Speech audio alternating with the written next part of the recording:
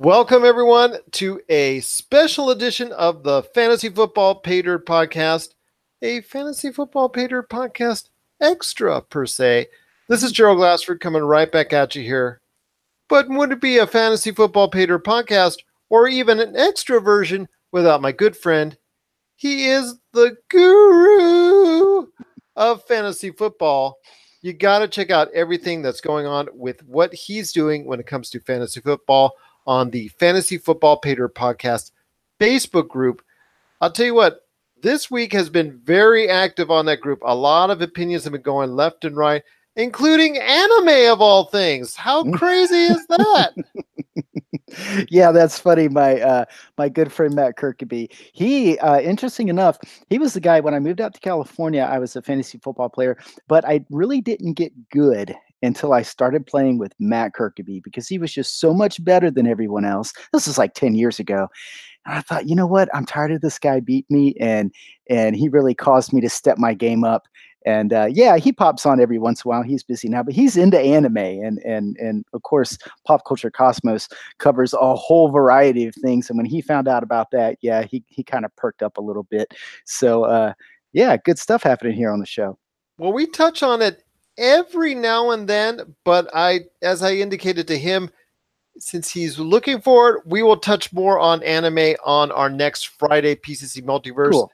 In fact, we will focus on Bleach and some of the other popular anime. Well, I think we'll come up with some type of category. And I know Josh is a huge fan of anime, and I know he loves to talk about it. With me, it always starts and stops with Akira, but we'll see what we can go ahead and delve into from there. But yes, anime is always a great time. I actually had a chance to interview an anime specialist last year and found it quite invigorating, quite informative, I must say. So we will go ahead and touch on anime for him and for all the anime fans out there on our PCC Multiverse show next Friday for you as well. That's great. I won't be participating in that segment, but if you have any fantasy football questions, I can help you. Yes, but when off season, this guy is our Netflix expert. I just want to let everybody know right now. When I'm not watching football games, I'm watching Netflix. There you go. But it is, and we didn't even a chance to say his name. He's not just some deep, dark voice out there, spouting off fantasy football and Netflix. It is my good friend. It is Tyler Baker. Thanks so much, friend. Thanks so much, my friend, for allowing us to go ahead and do an extra. I know you're gearing up for a Halloween costume party, and I think I heard rumors that you're dressing up as Roger Goodell. Why? So I could walk in and get booed? Something like that. Or you lay down some laws. I have some restrictions that's going to, make angry about half the nation. No, I have a go-to Halloween costume. I'm a house painter by trade, and so what I do is I wear my work clothes and then I bandage up one ear and I'm Van Gogh, and it's like the $5 costume every year, and people like it that it's clever, and yeah, it's $5. So don't listen to. He's doing Roger Goodell. No.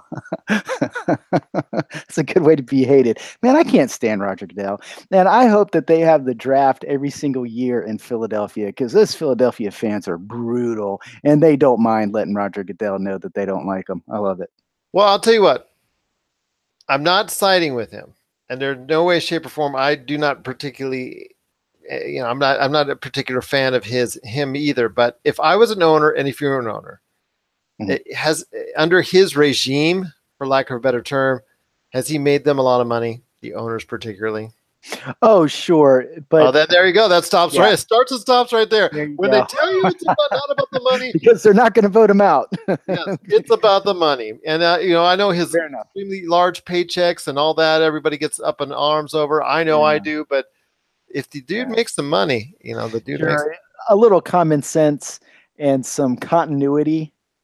Would do well to win me over, but no, point taken. Fair enough. Hey, no one's perfect, man. When he rolls home in his limousine, his Bentley, I'm sure his 19 cars he looks at, and his 5 houses that he's probably has, you know what? I think he said to himself, you know what? If Tyler and Gerald don't like me, that's okay. I'm doing just fine. I will say this, the refs are full-time employees now, and there have been some very, very shoddy referee work. so far this season in the NFL. You and I haven't touched on that a whole lot, and that's fine. But it seems like every game, I mean, they'll even show something on the replay and still get it wrong. It's just outrageous. Well, It's it is a human element frustrating. you're always dealing with, and you in every sport. We're now seeing in the True. NBA a lot right now, NHL, baseball, what have you. There's always a human element, and people do miss things. Let's just put that out there. Sure. I'm not trying to defend the referees out there because there have been some very blatant missed calls. We touched on it early on as far as the rule changes, where pretty much you got to go in there, when you get by the offensive tackle, and got to wear white gloves so you don't have, you don't hurt or injure the quarterback seemingly. You must sit down with other pillows before you tackle the quarterback. Exactly. Like an air mattress. But we talked about that earlier this season, but we can go more detail as the more egregious offenses keep piling up. But I will say it is something that I think needs to be addressed. And even Roger Goodell cannot turn a blind eye to it very much longer. I understand that they're worried about CTE and all that stuff, especially because of the fact that they're sued by pretty much every football player that's ever played the game because of it, and rightly so, because of the damage that they now know happened. Or when did it happen? How they know it happened? Did they know what was going on? When they knew? It's almost like a big conspiracy that we should be it is. On Serial or something. But I will tell you this, that I'm not going to defend Roger Goodell at all. I think a lot of stuff he's done is not been good for the game or not been good for the fans overall, but he is generating a lot of income for the owners. I think that's the bottom line. That's usually 10 times out of 10 when it comes to the effectiveness of an NFL commissioner in the eyes of the ownership in large. So and he's actively working to grow the sport. Yeah. So, I mean, they're talking about making a London team permanently. They're talking about moving to Mexico City.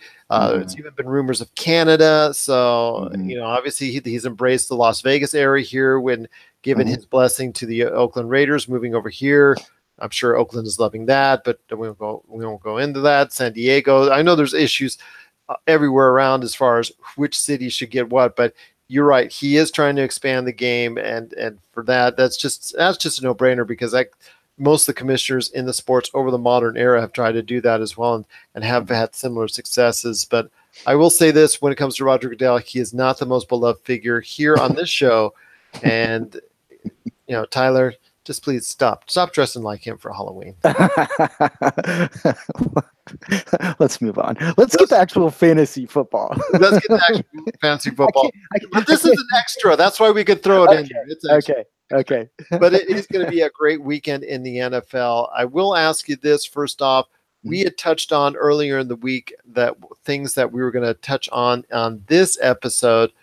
One of them was the quarterback options, which you have talked about quite a bit on the Fantasy Football Pater Podcast Facebook group, which is the quarterbacks you want to look at, what things you want to see when it comes to those fringe quarterbacks you're thinking about, because of all the buys that teams are now going through, that your roster out there is going through, and the changes you need to make. You need to pick up a quarterback fast.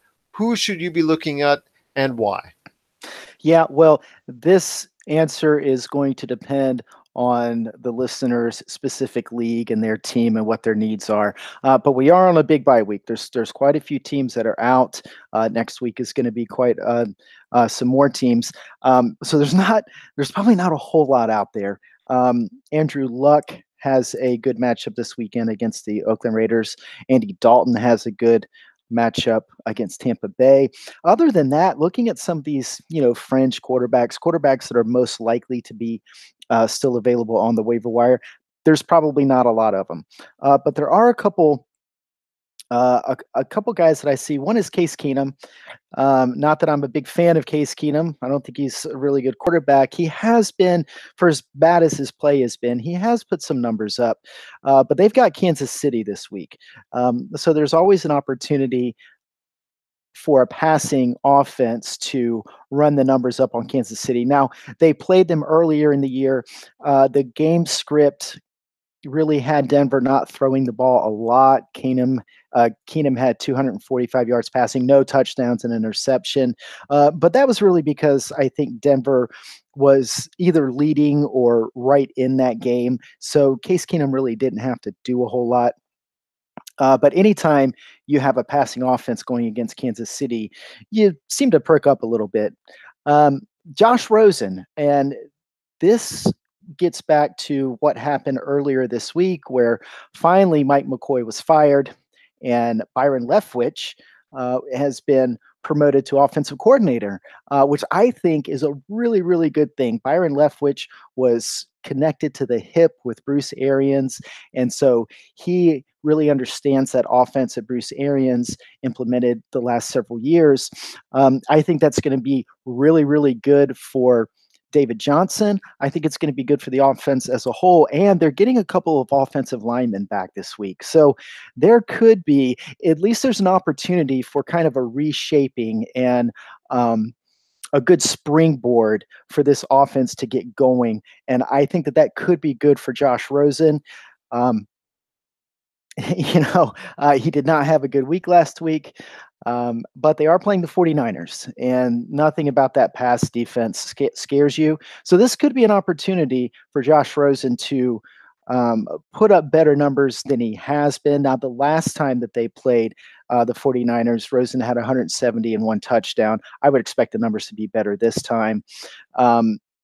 I was also looking at Sam Darnold, but this is another situation where I don't think he's a very good quarterback. Quincy Enunwa is out. Robbie Anderson. I think eventually he will be a good quarterback.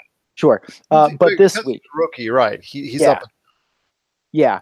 But this week, Quincy Enunwa's out. Robbie Anderson looks like he's going to be out. Bilal Powell was out. I don't think that this is the week where Sam Darnold gets it together and puts up a good showing against the Chicago Bears. So, those are some guys that I'm pretty sure will be on your waiver wire. You're scraping the bottom of the barrel. But if you're desperate, yeah, Luck and Dalton definitely if they're out there, but maybe Case Keenum, maybe Josh Rosen. Out of any of those, I think Rosen at least there's a lot of optimism, and Byron Leftwich not doing the boneheaded things that Mike McCoy was doing, getting back to that Arians offense, and they still have some pieces there to run that style of offense. They don't have John Brown anymore, but Christian Kirk's pretty good. They do have its speedster in J.J. Nelson, and Larry Fitzgerald seems like he's over his nagging injuries. And man, just give David Johnson the ball. Byron Leftwich, just give David Johnson the ball. Let him be the superstar that he is, and that will definitely open up things downfield in the passing game. I was telling you before we went on the show, I thought he was still trying to go out and get a job as a backup quarterback in the NFL. Leftwich, yeah. I mean, it just seemed like a natural to me because they're pretty much at this point in time, teams like Jacksonville, Buffalo, and others. And it seems like this happens recently in recent years where teams get so desperate because they only hold like 2 quarterbacks at a time. Sometimes they both get injured and they're pretty much picking off the street anybody that they can get, any former name that's played the position of any length of time in the NFL. I'm sure Tony Romo has field a call or two this year too. Try to get him off the golf course and out of the broadcast booth. Yeah, right. I tell you what, I like him in the broadcast booth though. Yeah, I mean, he's very good. He's very good in the broadcast. Very good. He's very smart. He understands the game better than any of those other guys. And oh my gosh, could they switch the Monday night thing and get Jason Witten and Booger? Just get rid of all of that and have Tony Romo's crew do a Monday night, please. Somebody listen to me, please. Well, I was sad Dan Phelps was treated the way he was. I know he's still on CBS broadcast at this point in time. I think he's a very solid analyst as well. I think there are others out there that do provide some quality, analytics when they're out there in that analyst mode and also the play-by-play. But you have to pick and choose, my friend. It just seems like a lot of times where one is good, the other is not so great, and the other is carrying the other throughout the entire broadcast. But you are right. Tony Romo, since he's come on, in fact, if people go out there, they can go ahead and Google search this as far as Tony Romo on some of his broadcasting, especially early on, and how he would pinpoint things before the play actually happens. And you could see it developing. Yep. much clearer because of what he was describing before the play was happening. And that, to me, I think, yes, it speaks of someone that is just off the playing field, that understands modern offenses maybe better than someone who was a pro 10, 15 years ago. But still, he's done he's done a very solid job. I know he's hinted about possibly wanting to go back and things of that nature. He occasionally teases it, but I think he's going to stay off the field. And I just think right now he makes too much money. He makes too much money right now for him to go ahead and risk any further injury to that back of his or anything else that he would want to go through. But yeah, at this point in time, teams are getting desperate. I know in Buffalo, our friend Nathan Peterman might actually get another shot here pretty soon if Derek Anderson still keeps throwing the ball the way he's been throwing. And so you never know. But with all that's going on in the quarterback field, all seriousness aside, all kidding aside, my friend, you do have to make some very pointed choices if you are short a quarterback this weekend or next weekend in the next couple weeks, because there's so many teams on a bye. You got to look out for some halfway decent quarterbacks out there. Also look at the fact what I was talking about on the previous episode. Look who is dumping players halfway good, halfway decent, even some very strong players now and then, because they just have no place to put them because of the bye weeks in the next 2-3 weeks or so. Yeah, and most leagues' trade deadline is approaching quickly, depending on your league, but most of them it's early November. So I've been shooting a lot of trade offers. I had one go through the other day. So if you have good depth on your bench, go find a trade partner. If in a lot of my teams, in a lot of my leagues, I've pretty much gone through the buys, except for week 12 is going to hit me hard. A lot of Chiefs, a lot of Rams on my team. But if you've got players that have already been through the buy and you're good to go, go ahead and trade some of that depth and kind of trade up. But always look ahead. Always know in the next couple weeks if you're going to have guys on buy, and go ahead and start adjusting. So you're not going to accept that trade I sent to you, that trade request I sent to you involving Tyreek Hill and Patrick Mahomes off your teams over to me in exchange for Nathan Peterman? Nathan Peterman, yeah. I know he's always the butt of our jokes, but I like Tyreek Hill. You play him every week, and most of the time he comes through. I will tell you though, looking forward to the fantasy playoffs, I'm trying to get more shares of Cam Newton. He has a very favorable schedule there in weeks 15 and 16. Also, if you can get the New England defense, they play the Bills in week 16. So if your championship is in week 16, you want to have the Patriots defense. So if they're out there on the waiver wire, I know it's looking way ahead, but man, if you've got a good solid playoff team and you're expecting to be in the championship, it'd be really nice to have your defense playing the Bills. I picked up the Patriots and was fortunate enough to do so on my team that I'm really doing well on. And I think on the team in our league, funny, I think I might have Cam Newton available for trade. Oh, hey, we can talk. We can talk. You never know. Got some nice backup quarterbacks that I think I'll be able to survive with just in case. So. Nice. So we'll wait and see. We'll wait and see what your devious plans are. You're probably just going to go ahead and pick up Nathan Peterman just to try and trade him.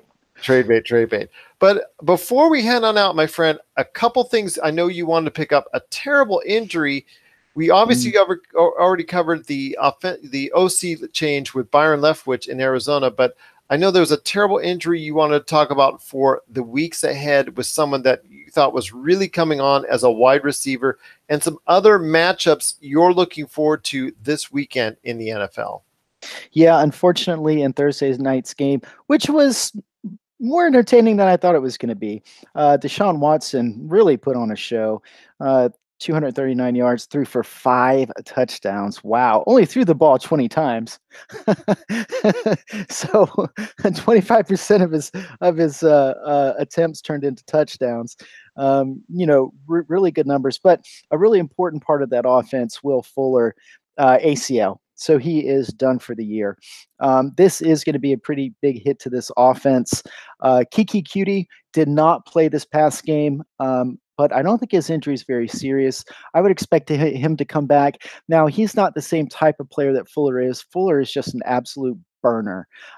Kiki Cutie doesn't have the long speed, but Kiki Cutie is very quick and will really help DeAndre Hopkins take some of the heat off. So if Kiki Cutie is available still, I would go pick him up. I think he's going to be a very playable wide receiver 2 or wide receiver 3, flirting with wide receiver 2 numbers.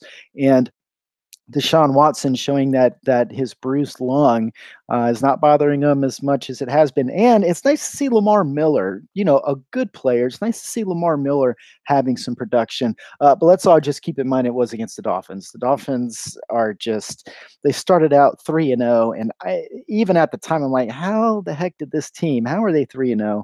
Well, they're not.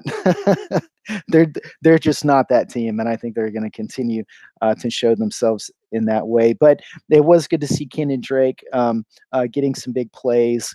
Had a couple touchdowns in this game, but that Will Fuller injury is kind of a big deal. So Kiki Cutie, if he's available, a couple other guys that are going to be out this week. Royce Freeman's going to be out. They are playing. Denver's playing. Who's Denver playing? I forget. Kansas City. So with Royce Freeman being out, I would expect Philip Lindsay is maybe not going to take all of the work, but he's going to get the high value touches there. Theo Reddick is out. Could be another big week here for Kerryon Johnson. Eric Swope, Ryan Grant are out for the Colts. Robbie Anderson, we kind of talked about him. We're talking about Sam Darnold. He's going to be out, and Giovanni Bernard is going to be out. A couple guys that are coming back from injury, though. Jack Doyle, the tight end for the Indianapolis Colts. He's been out almost 2 months. He'll be coming back in. So I would expect him to come in. And if you are still looking for a tight end, he might be somebody you might want to consider off of the waiver wire. Not sure what he'll do this week, but he's a proven part of that offense. Geronimo Allison and Randall Cobb are both coming back for Green Bay. And that brings up a really good matchup that we're going to see this week. It's going to be Green Bay at the Los Angeles Rams. That's the one that I can't wait to see. That's the afternoon game. And this is probably going to be a playoff matchup, if not the NFC Championship preview. Don't snooze, however, on New Orleans at Minnesota, because that could be a nice little shootout as well. It could. Again, 2 playoff teams that they could be in the playoffs as well. So, yeah, some good NFC matchups this week. Also going to see a replay of that Pittsburgh-Cleveland game. Remember the first game of the year where Cleveland comes out and ties Pittsburgh. Interesting to see how these 2 teams battle it out, because I think Pittsburgh is playing a lot better than they were at the beginning of the season. And Cleveland, they're just always in it. They've been 4 overtime games. Hasn't it been 4 or 5? Yeah, 4 overtimes. Yeah. So they are always in it, and it's so good to see Cleveland actually coming together, playing some good football. So Cleveland, Pittsburgh, where this has always been kind of a chuckle game, it's going to be a real deal game. Once again, it is Tyler Baker from the Fantasy Football Pay Dirt Podcast. You can check out our full episodes each and every week on the Pop Culture Cosmos channel, on Spotify, Apple Podcasts, Podbean, and over 30 different podcast outlets. And look for his segments each and every week, normally on the PCC Multiverse on Fridays. We had a little scheduling issue, so we couldn't do that this week. That's why we're having this extra. And also our Pop Culture Cosmos show on Monday. But he doesn't know this yet. But I'm going to ask him to do some homework, all right, while he's at this party, dressed up as Roger Goodell, a.k.a. Van Gogh. But anyways, I'm going to ask him to do some little homework there and think of his 5 favorite horror movies. Okay, because we've got our Halloween special coming up on Monday for Pop Culture Cosmos, and you are the only non-Halloween segment we're going to devote to as far as talking about fantasy football and all that. But you won't be able to escape it, my friend. You've got to go ahead and let me know about your 5 favorite horror flicks that you would recommend to people out there. We could also do 5 horrible fantasy players. Oh, there you go. Just Well, yeah, I terrific. know. I have a feeling I know who would land on probably both those lists. Yeah. Might be playing in Buffalo, but we won't talk about that right now.